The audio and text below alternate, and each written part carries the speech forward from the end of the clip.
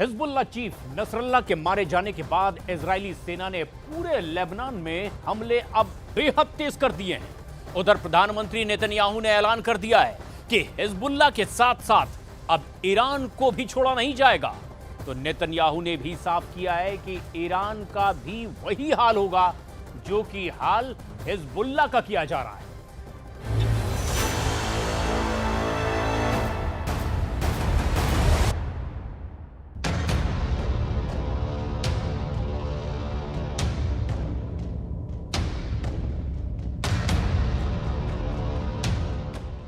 मार दिया Hezbollah chief, काले ताबूत में जाएंगे Iran, Syria, Yemen.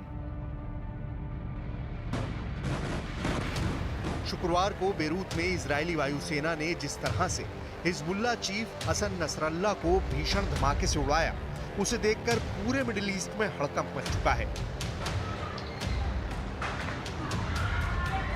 Hezbollah chief Nasrallah का मारा जाना लेबनान युद्ध का बहुत बड़ा टर्निंग पॉइंट है।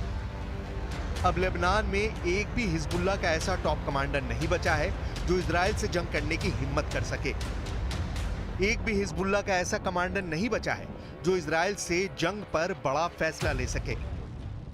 צה"ל נמצא במוכנות שיא בכל הגזרות.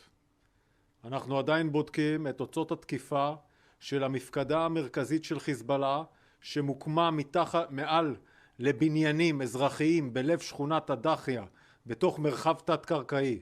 אנחנו נעדכן ברגע שנדע. אנחנו יודעים שהתקיפה שלנו הייתה מאוד מדויקת. इधर ईरान के सुप्रीम लीडर खामनेई ने इमरजेंसी मीटिंग बुलाई है। दावा किया जा रहा है कि खामनेई ने अपने कमांडर्स को साफ आदेश दे दिया है कि अब पूरे मिडिल ईस्ट में भयंकर जंग होने जा रही है और अब ईरान को इजराइल से जंग करने के लिए आखिरी युद्ध करना होगा। इजराइल के प्रधानमंत्री नेतन्याहू ने संयुक्त राष्ट्र में पूरे मिडिल ईस्ट में भयंकर जंग से जुड़ा एक ऐसा नक्शा दिखा दिया है जिसने ईरान, सीरिया, लेबनान, ऐसा काम नहीं करना हम लोग को। हमास के बाद हिजबुल्लाह का पूरी तरह से सफाया होते ही इजराइल ईरान को भी पूरी तरह से तबाह करने में जुट जाएगा। इन दो तस्वीरों से साफ समझा जा सकता है कि इजराइल हमास और हिजबुल्लाह के सफाए को लेकर कितनी बड़ी जंगी तैयारी कर चुका था। एक तरफ उसने 27 दिसंबर दिन शुक्रवार को हिजबुल्लाह का सबसे पावरफुल चेहरा और चीफ हसन नसरल्लाह को मार डाला, तो वहीं दूसरी तरफ नेतन्याहू ने दुनिया को वो नक्शा दिखा दिया है जिसमें फिलिस्तीन का वजूद ही नहीं है। नेतन्याहू ने यही दिखाने की कोशिश की है कि हमास का सफाया हो चुका है, फिलिस्तीन का मुद्दा कब्र में दफन हो गया है। वहीं नसरल्लाह को मारकर इजराइल ने दिखा दिया है कि लेबनान की तरफ से जो मिसाइल और रॉकेट हमले हो रहे थे उनका जवाब उन्हें दे दिया गया है। इजरायली डिफेंस फोर्स के मुताबिक अब नसरल्लाह दुनिया को डरा नहीं पाएगा। इजरायली सेना के तेवर इस वक्त बेहद खतरनाक हो चुके हैं। हमास के बाद हिजबुल्लाह। जरा देखिए, नेतन्याहू के दोनों हाथों में दो तरह के नक्शे हैं। एक नक्शा काले रंग से रंगा हुआ है, दूसरा नक्शा हरे रंग से रंगा हुआ है। काले रंग से रंगे नक्शे में ईरान, इराक, सीरिया और यमन को दिखाया गया है, जबकि हरे रंग से रंगे नक्शे में मिस्र, सूडान, सऊदी अरब और भारत समेत कई देशों को दिखाया गया है। नेतन्याहू के हाथ में मौजूद दोनों नक्शों में गौर करने वाली बात यह है कि इनमें फिलिस्तीन को पूरी तरह से मिटा दिया गया है। अब हम आपको दिखाते हैं कि नक्शों को देखकर मिडिल ईस्ट के कई देश क्यों घबरा गए हैं। अब जरा नेतन्याहू के हाथ में मौजूद दो रंग के नक्शों की डिटेल भी जान लीजिए। नेतन्याहू के हाथ में काले रंग के नक्शे में ईरान, इराक, सीरिया और यमन को दुश्मन देशों के रूप में दिखाया गया है, जबकि हरे रंग के नक्शे में मिस्र, सूडान, सऊदी अरब और भारत समेत कई देश हैं। ईरान, इराक, सीरिया और यमन वाले नक्शे पर अभिशाप यानी द कर्स लिखा हुआ है। वहीं बाएं हाथ में मिस्र, सूडान, सऊदी अरब और भारत सहित देशों वाले नक्शे पर आशीर्वाद, द ब्लेसिंग लिखा हुआ है।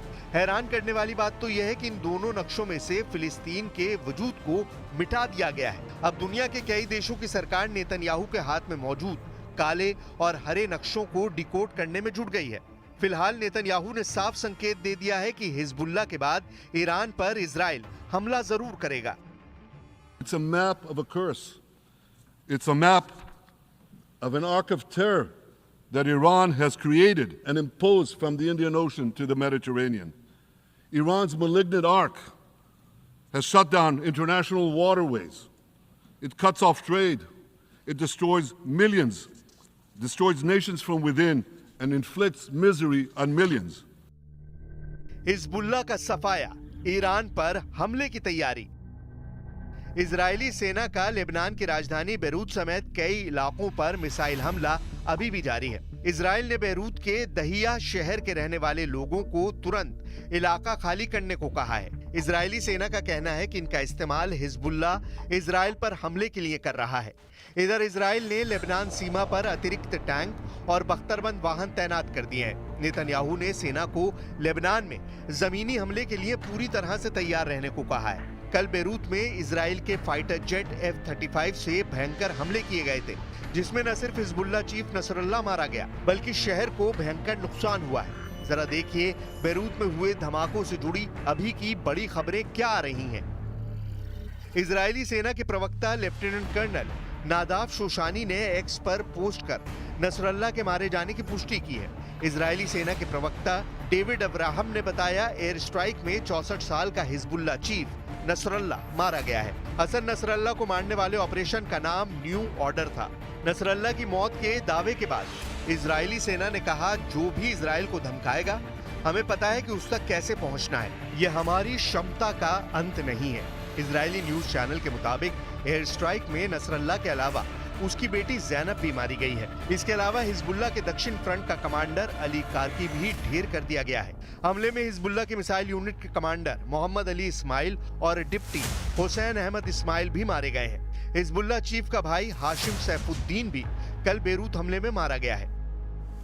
इधर पीएम नेतन्याहू ने इजरायली दुश्मनों पर भड़कते हुए कहा है कि हमारे पास स्टील की नसें हैं। पीएम नेतन्याहू ने बेरूत में इजरायली हमले के बाद कहा कि हमारे दुश्मन सोचते हैं कि हम मकड़ी के जाल की तरह हैं, लेकिन हमारे पास स्टील की नसें हैं। हम आपको बता दें कि नसरुल्लाह कई बार अपने भाषणों में इजराइल को मकड़ी का जाल बता चुका था, लेकिन अब इजराइल के इसी बारूदी जाल में फंसकर वो मारा जा चुका है। हालांकि ईरान का अभी भी यही दावा है कि हिजबुल्लाह चीफ हसन नसरुल्लाह जिंदा है, लेकिन ईरान कोई सबूत नहीं दिखा पा रहा है। न्यूयॉर्क टाइम्स के मुताबिक बेरूत पर इजरायली हमले के बाद ईरान के सर्वोच्च नेता अयातुल्लाह खामनेई ने शुक्रवार रात अपने घर पर राष्ट्रीय सुरक्षा परिषद की एक इमरजेंसी मीटिंग बुलाई थी। बैठक में ईरानी राष्ट्रपति मसूद पेज़ेश्कियान ने इजरायली हमले की निंदा की और इसे वॉर क्राइम बताया। खामनेई के सलाहकार अली लारीजानी ने कहा कि इजराइल हद पार कर रहा है, लोगों की हत्या से समाधान नहीं निकलेगा, दूसरे लोग उनकी जगह ले लेंगे। I have a message for the tyrants of Tehran. If you strike us, we will strike you. There is no place in Iran that the long arm of Israel cannot reach. And that's true of the entire Middle East.